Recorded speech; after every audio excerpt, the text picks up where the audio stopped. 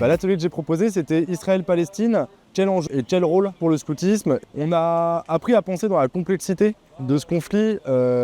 qui agite énormément la société et qui est une question géopolitique brûlante,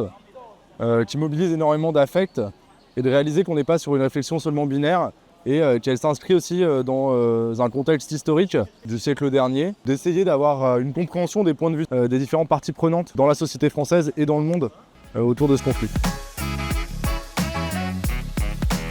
Moi j'ai proposé cet atelier au Rond-Point parce que je représente les EEDF au sein du Conseil national du scoutisme français,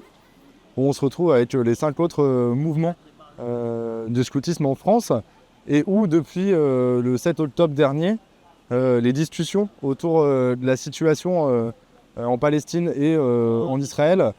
est un sujet brûlant et qui mène à des tensions au sein de la Fédération du scoutisme français, et notamment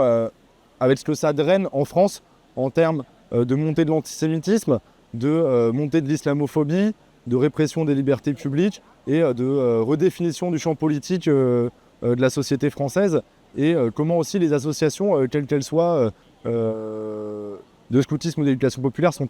traversées par cette question. Et il y a une difficulté de la Fédération du scoutisme français à se positionner parce qu'il y a des désaccords très profonds sur l'analyse politique et sur